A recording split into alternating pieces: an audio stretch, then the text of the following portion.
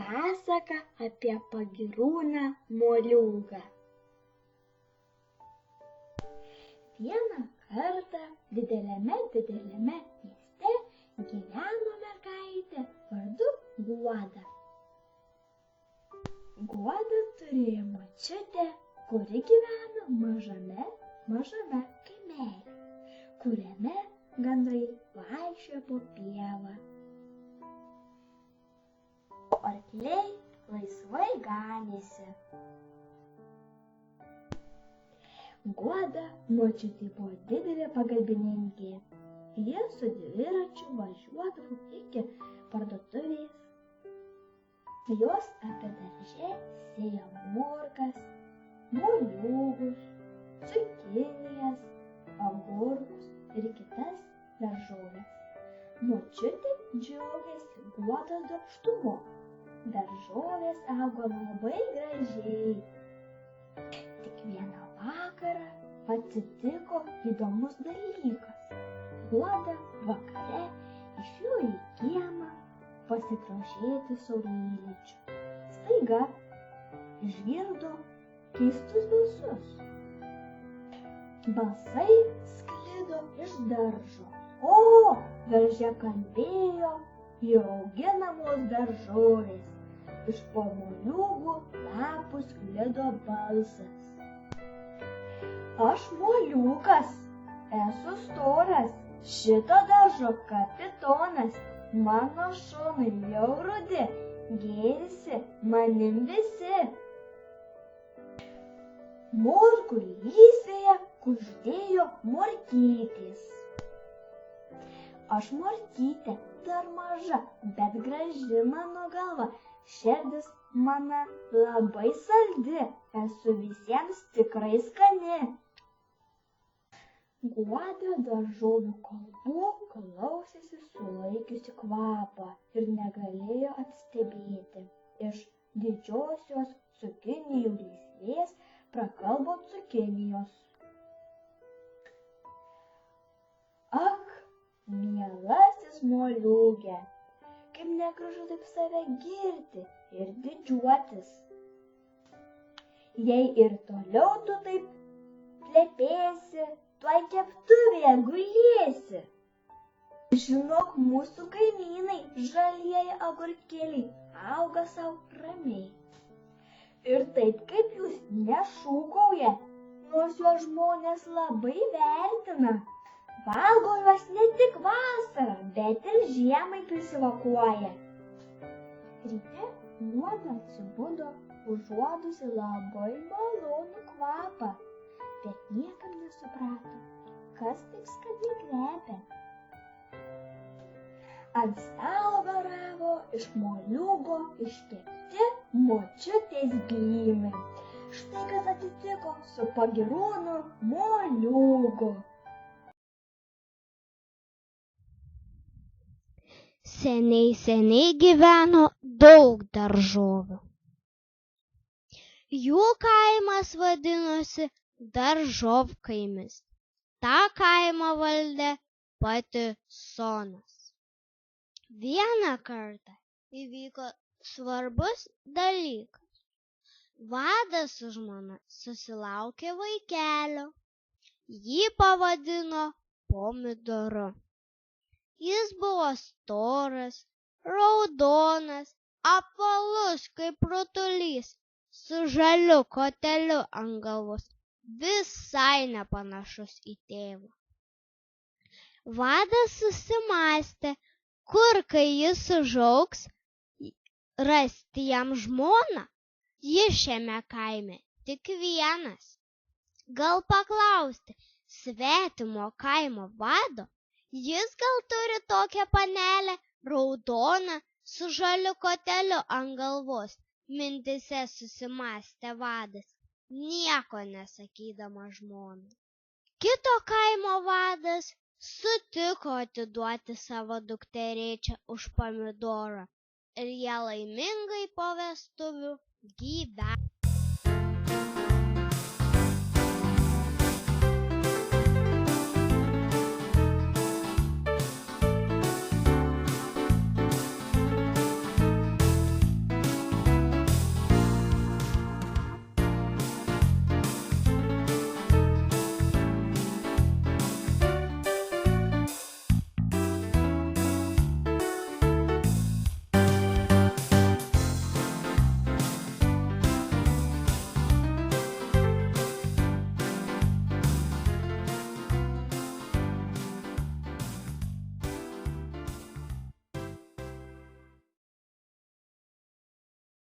Seniai, labai seniai gyveno, augo žemėje visos mums žinomos ir mūsų mėgstamos daržovės. Augo daržovės saulytės šildomos ir lietaus laistomos. Galiausiai atėjo ruduo. Morkos buvo įpratusios saulytėje šildytis, tad dideli oranžiniai stiebai styrojo išlindę iš žemės paviršiaus. Pomidorai savo šakas lyg rankas link saulės tiesė. Kopūstai išskleidę lapus stovėjo išdidūs daržo viduryje. Tačiau vieną ankstyvą rytą atėjo į daržą ūkininkas, pasiėmęs keistus įrankius. Visos daržovės taip išsigando, kad morkos ėmė ir į žemę sulindo iki lapo, o pomidorai ėmė rausti iš baimės. Kopūstai susirietė ir įgūžę susisuko. Nuo to laiko kiekvieną rudenį išsigandusios ūkininko daržovės ima nokti, o ūkininkas džiaugiasi užaugusiu derliumi. O mes, vaikai, kartu su suaugusiais stengiamės valgyti daugiau daržovių, nors ne visuomet jos atrodo labai skanios. Ožkos labiau nei mes mėgsta daržoves, bet gal ir mes ožkos metais imsime jų daugiau valgyti. Kartą daržovių kaimely gyveno pomidorai, paprikos, agurkai ir dar daug įvairiausių vieną už kitą gražesnių daržovių. O ypač visų akys krypo į raudonskruostį pomidorą. Didelis, pasipūtęs, o iš tarumo net žandai plyšo. Oi, koks piktas buvo, visi pomidorai jo bijojo, slėpėsi po šakelėmis. Šalia augo gražuoliai, dailiom figūrom agurkai. Vienas už kitą ilgesnis, vienas už kitą dailesnis. Darželio gilumoje augo savarankiškus, mėgstančius vienatvę aplinkus. O jų spalvų gražumas oranžinė, raudona, žalia. Gyveno jie kartu, pasipykdami, pasikalbėdami. Kiekvienas jų kovoja už žemės lopinėlį, saulės spindulėlį, vandens lašelį. Oi, kokie jie pikti buvo! Tačiau vieną dieną atėjo šeimininkas ir nuskynė raudon skruostį pasikūtusi pomidorą, dar keletą gražuolių agurkų. Nors ir piktas buvo pomidoras, tačiau visiems jo trūko. Trūko ir jo patarimų, teisingo žodžio. Ir visi nusprendė gyventi draugiškai, nes kažkada ir jie išsiskirs, pamiršo pykti. Mažylis pasikvatojęs po lapu, pomidoriukas tarė: vertinkim draugystę dabar, gelbėkim vienas kitą, padėkim vienas kitam. Augo visi draugiškai, dalijasi vandens lašeliu, saulės spindulėliu, geru žodžiu. Vienas kitam šypsojosi ir pražydo, suspindėjo daržovių kaimelis įvairiom spalvom. Nuo tada jie visi gyveno draugiškai. Toli, toli, už jūrų, už kalnų buvo gražus daržovių miestas. Jame gyveno įvairios gražuolės daržovės. Plonytės, morkos, raudonskruosčiai, pomidorai. Mieste gyveno didelis ir piktas moliūgas. Jis visada vaikščiodavo pasipūtęs ir su nieko nekalbėjo. Vieną dieną į namelį šalia moliūgo atsikėlė gyventi gražuolis agurkas su žmona ir vaikai. Jie buvo linksmi ir geri. Maži agurkiukai lakstydavo po kiemą žaisdami. Moliūgas visada pykdavo ir bardavo.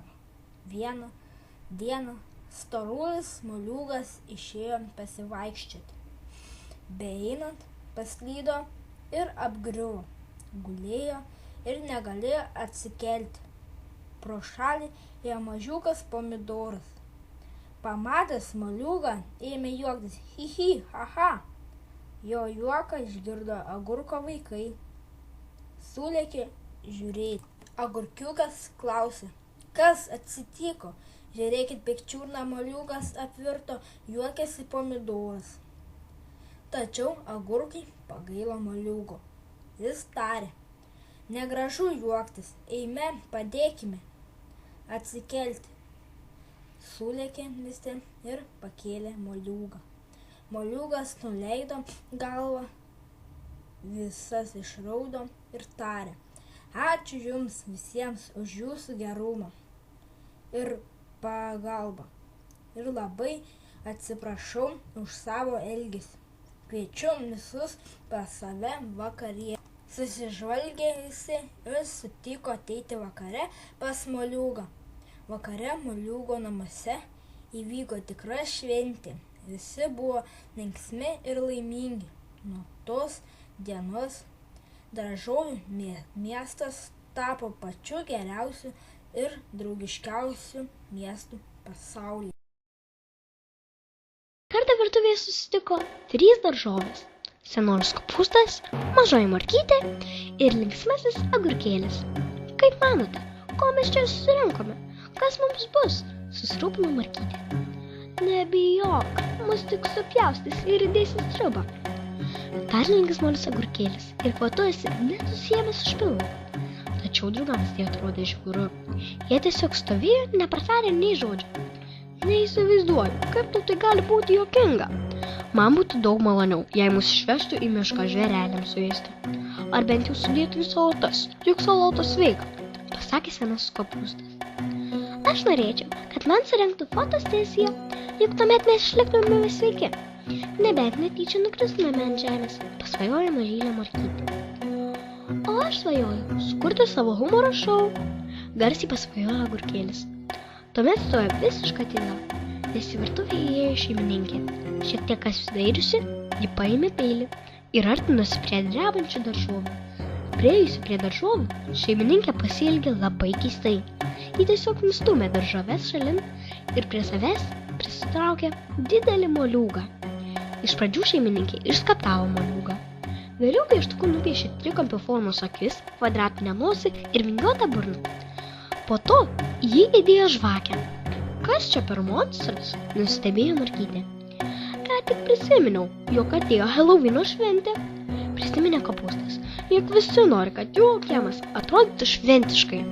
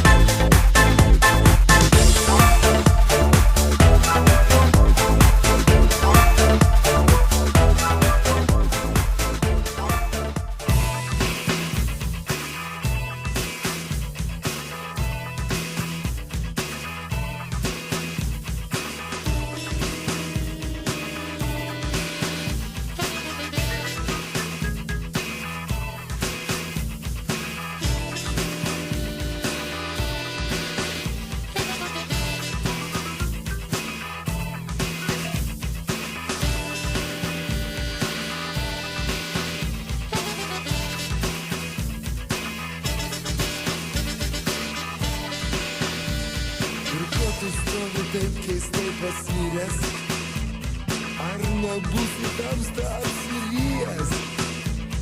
Lašiniai dešra, degtinė blynai, kūno šaukia trūksta vitaminų. Metam dešrą lašinius degtinę, valgykim daržoves be grietinės. Darom gyrą, bus mum vitamin. Ar nebūsi tamsta apsirikęs, nusipirkęs tokias ilgas slidės? Čioški, pateikė kompleksai pasiruošk.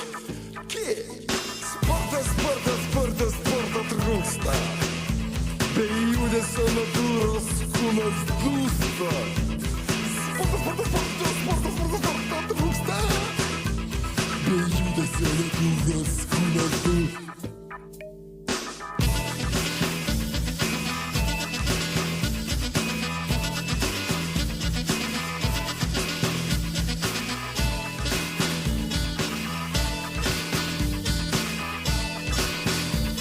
Ir ko tu stovi taip keistai pasviręs? Ar nebūsi tamsta apskurijęs? Lašiniai dešva degtinė blynai. Kūnas šaukia, trūksta vitaminų.